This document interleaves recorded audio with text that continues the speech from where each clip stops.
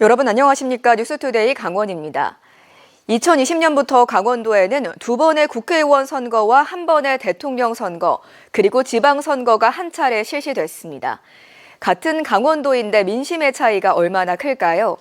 실제 득표율을 조사해보니 영서와 영동의 민심이 달랐고 도심과 농산어촌의 민심도 확연히 구분되는 경향을 보였습니다.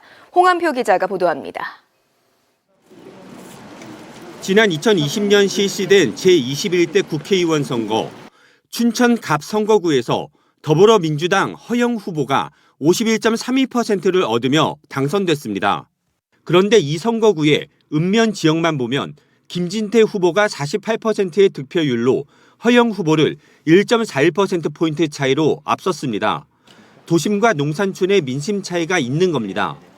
춘천 철원 화천 양구 을 선거구에선 미래통합당 한기호 후보가 당선됐지만 춘천 지역만 놓고 보면 더불어민주당 정만호 후보가 한 후보보다 400표가량 더 얻었습니다. 원주 갑은 민주당 이광재 후보가 48.56%를 득표해 통합당 박정아 후보보다 7.43%포인트 앞섰지만 읍면 지역은 차이가 5.5%포인트로 줄었고 원주 을은 민주당 송기현 후보가 이겼지만 읍면만 보면 통합당 이강우 후보가 더 많은 표를 가져갔습니다. 강릉은 무소속 권성동 후보가 49,618표를 얻어 더불어민주당 김경수 후보의 2,430표 앞서며 당선됐지만 동 지역만 놓고 보면 김경수 후보가 오히려 1,000표가량 더 얻었습니다. 춘천과 원주, 강릉 세 도시 모두 도심 쪽은 상대적으로 진보 후보가, 농산어촌은 보수 후보가 더 강세를 보였습니다. 2024년 제22회 국회의원 선거에서도 경향은 유사했습니다. 그렇다면 영서의 춘천과 원주, 영동의 강릉은 어떤 민심 차이가 있을까? 제8회 지방선거 도지사 선거 결과를 살폈습니다. 더불어민주당 이광재 후보는 45.92%, 국민의힘 김진태 후보는 54.07%로 김진태 후보가 8.15%포인트 차로 당선됐습니다. 그런데 춘천에서는 차이가 줄었고 원주에서는 이광재 후보가 오히려 앞선 반면 강릉에서는 16%포인트가량 차이가 확 벌어졌습니다. 이 같은 영동 영서의 민심 차이는 대선에도 고스란히 반영됐습니다. 제20대 대통령 선거에서 강원도민들은 국민의힘 윤석열 후보의 54.18%, 더불어민주당 이재명 후보의 41.72%로 윤 후보 쪽을 압도적으로 밀어줬습니다. 춘천은 6.78%포인트, 원주는 5.63%포인트 차이로 두 후보 간의 득표율 차이는 줄었지만 강릉은 윤 후보 57.31%, 이 후보 38.72%로 차이가 18.59%포인트로 크게 벌어졌습니다. 계엄과 탄핵 사태 이후 치러지는 이번 제21대 대선에서는 과연 민심의 변화와 달라진 양상이 있을지 관심이 높아지고 있습니다. MBC 뉴스 홍한표입니다. 출산율 올리기가 힘들다 보니 춘천시가 외국인 늘리기에 주력하고 있습니다. 외국인 유치가 인구 감소에 대안이 될 수 있다고 보고 지원 정책을 확대하고 있습니다. 이송미 기자가 보도합니다. 외국인 50명이 춘천의 대표 관광지인 남이섬을 찾아왔습니다. 올해 초 강원대학교에 등록한 유학생들입니다. 서로 사진을 찍어주고 명소를 둘러보며 추억을 남깁니다.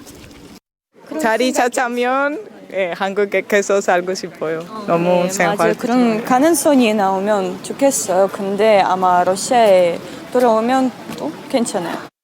지난해 12월 말 기준 춘천시에 등록된 외국인 수는 5천여 명.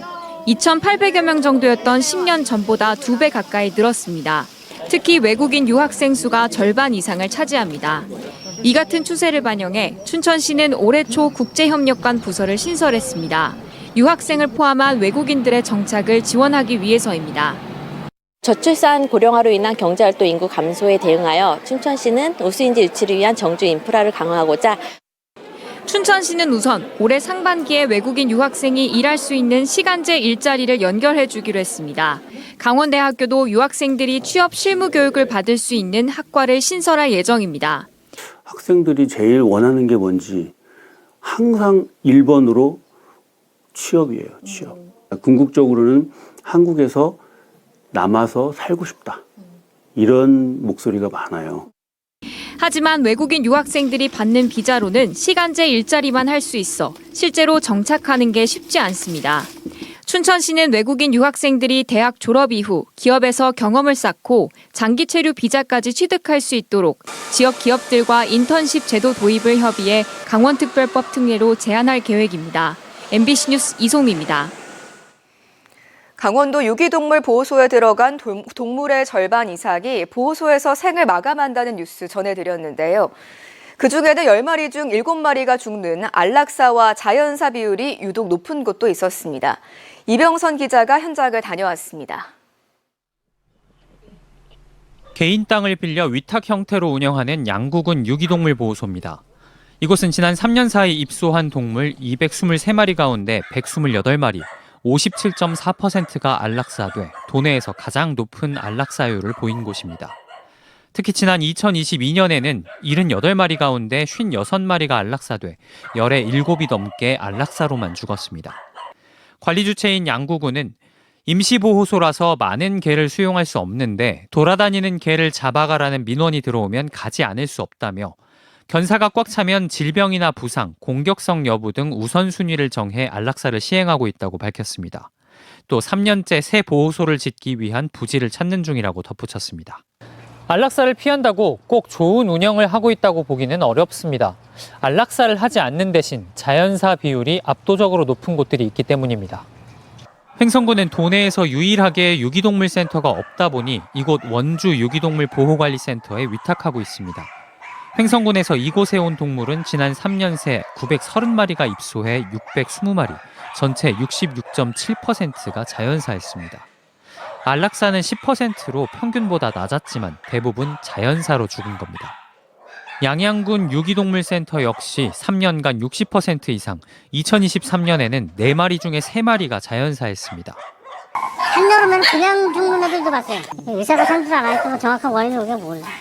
이들 보호소는 공통적으로 수용 능력의 한계와 전염병, 포화 상태에서 동물들 간에 벌어지는 싸움 등을 자연사가 많아진 원인으로 답했는데 입소 시 초기 대응을 비롯한 환경이 좌우한다고 동물단체는 말합니다.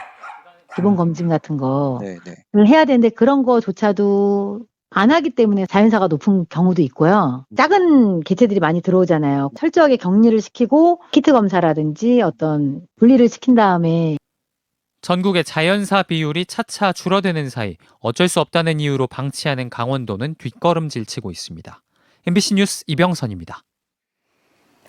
오는 10월 평창과 서울 일원에서 열리는 2025 세계올림픽 도시연맹 총회를 앞두고 주 개최지인 평창에서 현지 실사가 진행됩니다. 세계올림픽 도시연맹 사무국 멜라니 듀팍 사무국장을 비롯한 실무자 10여 명은 내일까지 평창에 머물며 올림픽 센터와 공식 숙소, 올림픽 유산시설 등을 둘러봅니다. 총회는 10월 20일부터 25일까지 올림픽 개최 도시 대표들과 국제올림픽위원회 IOC 등 국제 스포츠 관계자 500여 명이 참석한 가운데 개최될 예정입니다. 강원대병원이 암 환자의 간호를 위한 인공지능 간호 에이전트를 국내 처음으로 도입해 운영 중이라고 밝혔습니다. 인공지능 간호 에이전트는 강원대병원 암병동 20개 병상에 설치돼 환자들의 질문에 답변하고 개별 상태를 확인해 의료진에게 전달합니다. 강원대병원은 AI 에이전트가 실제 간호 인력과 대화하는 것과 비슷하도록 개발돼 24시간 실시간 환자 대응과 모니터링이 가능해졌다고 밝혔습니다.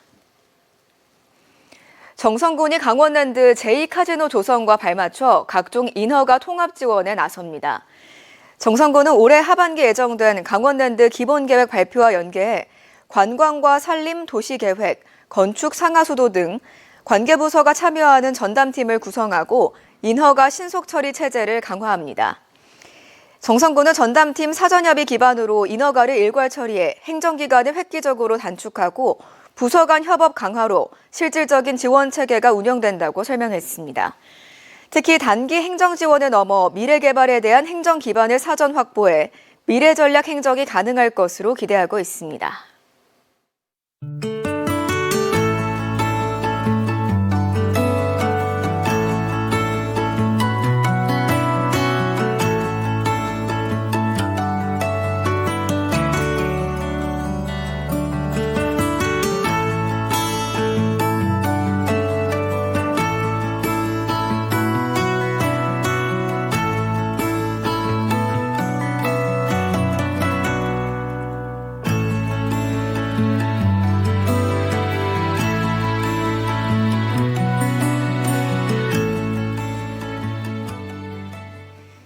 강원도가 DMZ 평화의 길 테마 노선 5개 코스를 내일부터 11월 30일까지 개방합니다.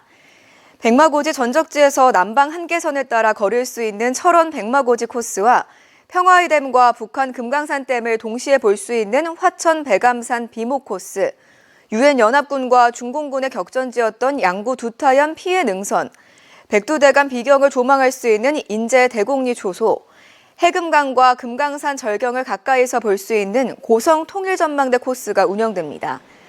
한국관광공사 평화의 길 누리집과 모바일 앱 두루누비를 통해 예약할 수 있고 참가비는 만 원입니다. 원주시를 포함한 혁신도시 지자체들이 국토교통부에 2차 이전 공공기관 우전 배치를 포함한 혁신도시 활성화 대책을 촉구했습니다. 전국혁신도시협의회 임원단은 지난 15일 국토교통부 혁신도시 발전 추진단을 방문해 공공기관 2차 이전 혁신도시 우선 배치와 혁신도시 활성화를 위한 주요 정책과제 등이 담긴 공동 건의문을 전달했습니다. 임원단은 이 자리에서 기존 혁신도시들이 지역 성장 거점으로 제 역할을 다할 수 있도록 정부가 적극적으로 나서야 한다는 뜻을 함께 전했습니다. 삼척관광문화재단이 한국관광공사에서 추진하는 빅데이터 기반의 관광 컨설팅 공모 사업에 최종 선정됐습니다. 이에 따라 삼척관광문화재단은 삼척시 해양수산과와 함께 장호항의 맞춤형 해양 레저 관광 활성화를 위해 관광객 방문과 소비 형태, 청년 창업 아이템 수요 예측 등의 분석을 통한 전문 홍보 컨설팅을 지원받게 됩니다. 한편 장호항은 지난 1월 해양수산부의 어촌 신활력 증진 사업에 선정돼 300억 원 규모의 투자가 있을 예정입니다. 춘천시가 출산 장려를 위해 다자녀 가정 지원 기준을 완화합니다. 기존 3자녀 이상으로 구정돼 있던 다자녀 가구 기준을 2자녀 이상으로 완화하는 조례 개정안 통과에 따라 이달 말부터 2자녀 이상 가정은 김유정 문화총과 자연휴양림 등 주요 관광지 입장료를 비롯해 평생학습관 수강료와 체육시설 이용료 등을 감면받게 됩니다. 춘천시는 2023년 기준 2자녀 이상 가구가 전체의 58%에 이른다고 전했습니다. 강원 뉴스 마칩니다. 고맙습니다.